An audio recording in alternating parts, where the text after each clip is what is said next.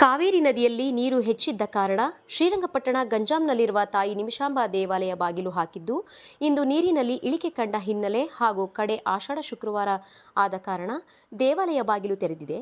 ಭಕ್ತರಿಗೆ ದರ್ಶನಕ್ಕೆ ಅವಕಾಶ ಕಲ್ಪಿಸಿದ್ದೀವಿ. ಇದರ ಜೊತೆ ನಿತ್ಯ ದಾಸೋಹ ಕೂಡ ಮೊದಲಿನಂತೆ ನಡೆಯುತ್ತಿದೆ. ಆದರೆ ನದಿಗೆ ಇಳಿಯುವ ಅವಕಾಶ ಕೊಟ್ಟಿಲ್ಲ. ಎಂದಿನಂತೆ ಬೆಳಿಗ್ಗೆಯಿಂದ ದೇವಿಗೆ ಅಭಿಷೇಕ, ಪೂಜೆ ಎಲ್ಲವೂ ನಡೆಯುತ್ತಿದ್ದು, ಭಕ್ತರು ದರ್ಶನಕ್ಕೆ ಮುಕ್ತ ಅವಕಾಶ ಕೊಟ್ಟಿದ್ದೀವಿ. ಭಕ್ತರು ನೀರಿನಲ್ಲಿ ಇಳಿಯಬಾರದು ಎಂದು ನಿಮಿಷಾಂಬ ದೇವಾಲಯದ ಅಧೀಕ್ಷಕರಾದ ಚಂದ್ರಮೋಹನ್ ತಿಳಿಸಿದರು. ಮಂಡ್ಯ ಜಿಲ್ಲೆ ಶ್ರೀರಂಗಪಟ್ಟಣ ತಾಲೂಕು ಗಂಜಾಂ ಶ್ರೀ ನಿಮಿಷಾಂಬ ದೇವಾಲಯದಲ್ಲಿ ಕಾವೇರಿ ನೀರಿನ ಪ್ರವಾಹದಿಂದಾಗಿ ಆತಂಕದ ವಾತಾವರಣ ಉಂಟಾಗಿತ್ತು. ಆದರೆ ಈಗ ನೀರು ಕಡಿಮೆ ಆಗಿರೋದ್ರಿಂದ ಭಕ್ತಾದಿಗಳಿಗೆ ದರ್ಶನ ಮಾಡಲಿಕ್ಕೆ ಅವಕಾಶ ಇದೆ. ಮತ್ತು ಅನ್ನದಾಸೋಹಕ್ಕೂ ಸಹ ಇಲ್ಲಿ ಅವಕಾಶ ಇರೋದರಿಂದ ನದಿಗೆ ಇಳಿಲಿಕ್ಕೆ ಮಾತ್ರ ನಿರ್ಬಂಧ ಇದೆ. ಯಾರೂ ನದಿಗೆ ಇಳಿಬಾರ್ದು. ಆದರೆ ದೇವರ ದರ್ಶನವನ್ನು ಆಷಾಢ ಶುಕ್ರವಾರದ ಪ್ರಯುಕ್ತ ಎಲ್ಲರೂ ಮಾಡ್ಕೊ ಹೋಗ್ಬೋದು. ದೇವಾಲಯದಲ್ಲಿ ದಿನನಿತ್ಯದಂತೆ ಅಭಿಷೇಕ, ವಿಶೇಷ ಪೂಜೆಗಳು ಮತ್ತು ಆಷಾಢ ಶುಕ್ರವಾರದ ಪ್ರಯುಕ್ತ ಅನ್ನದಾನ ಎಲ್ಲ ನಡೀತಾ ಇದೆ. ನಿತ್ಯ ದಾಸೋಹನೂ ಸಹ ಇದೆ. ಯಾವುದೇ ಆತಂಕ ಇಲ್ಲದೇ ಭಕ್ತಾದಿಗಳು ದೇವರ ದರ್ಶನಕ್ಕೆ ಬರ್ಬೋದು. ಆದರೆ ಒಂದೇ ಒಂದು ಮನವಿ, ಯಾರೂ ಸಹ ನದಿಯಲ್ಲಿ ಇಳಿಯುವಂಥ ಪ್ರಯತ್ನವನ್ನು ಮಾಡಬಾರ್ದು. ಇಷ್ಟು ಕೋರಿಕೆಯನ್ನು ಹೇಳ್ತಾ ಆಷಾಢ ಶುಕ್ರವಾರಕ್ಕೆ ಎಲ್ಲ ಭಕ್ತಾದಿಗಳಿಗೆ ದೇವಾಲಯದ ಪರವಾಗಿ, ಸರ್ಕಾರದ ಪರವಾಗಿ ಸ್ವಾಗತವನ್ನು ಕೊಡ್ತಾ ಇದ್ದೀನಿ. ಹೆಸರು ಮಹಾಬಲೇಶ್ವರ್ ಕೃಷ್ಣ ಭಟ್ ಅಂತೇಳಿ ನಿಮಿಷಾಂಬ ದೇವಸ್ಥಾನದ ಅರ್ಚಕರಾಗಿ ಕೆಲಸ ಮಾಡ್ತಾಯಿದ್ದೀನಿ.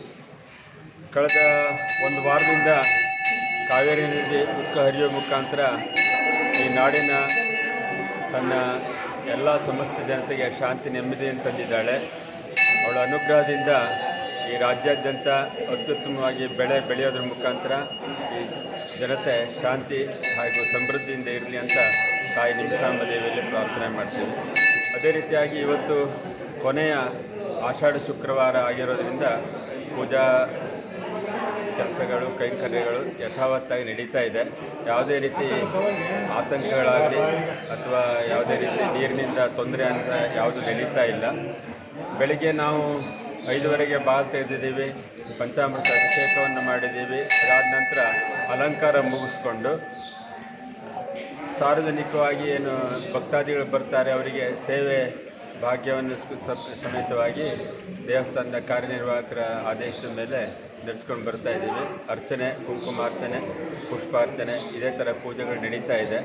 ಮತ್ತು ಯಾವುದೇ ರೀತಿ ಕಾವೇರಿ ನದಿ ಬಂದರೆ ನೀರಲ್ಲಿ ಇಳಿಲಿಕ್ಕೆ ಮಾಮೂಲಿಯಾಗಿ ಕೈ ತೊಳೆಯುವಂಥದ್ದು ಅಥವಾ ಸ್ನಾನ ಮಾಡುವಂಥ ಕೈ ತೊಳ್ಕೊಂಡು ಮುಖ ತೊಳ್ಕೊಂಡು ದೇವಸ್ಥಾನಕ್ಕೆ ಬರುವಂಥ ಒಂದು ವಾಡಿಕೆ ಇದೆ. ಆದರೆ ನೀರು ಹೆಚ್ಚಿನ ಪ್ರಮಾಣದಲ್ಲಿ ಹರಿವು ಇರೋದರಿಂದ ಭಕ್ತಾದಿಗಳಿಗೆ ನೀರಲ್ಲಿ ಇಳಿಲಿಕ್ಕೆ ಅವಕಾಶ ಕೊಡ್ತಾ ಇಲ್ಲ. ಹಾಗಾಗಿ ಭಕ್ತಾದಿಗಳು ಸಹಕರಿಸಬೇಕು, ಬಂದು ತಾಯಿಯನ್ನು ದರ್ಶನ ಮಾಡಿಕೊಂಡು ತಮ್ಮ ಇಷ್ಟಾರ್ಥಗಳನ್ನು ಈಡೇರಿಸ್ಕೊಳ್ಬೇಕಂತ ಪ್ರಾರ್ಥನೆ. ಎಷ್ಟು ಗಂಟೆ ಇದೆ ಸರ್? ಸಾಯಂಕಾಲ 8:30 ತನಕನೂ ಸತತವಾಗಿ ಅರ್ಚನೆಗಳು ನಡೀತಾ ಇರ್ತದೆ. ಸಾರ್ವಜನಿಕರಿಗೆ ದರ್ಶನ ಅವಕಾಶ ಇದೆ. 12 ಗಂಟೆಯಿಂದ 3 ಗಂಟೆ ತನಕ ಎಲ್ಲರಿಗೂ ಊಟದ ವ್ಯವಸ್ಥೆ ಇದೆ. ಬರ್ಬೋದು.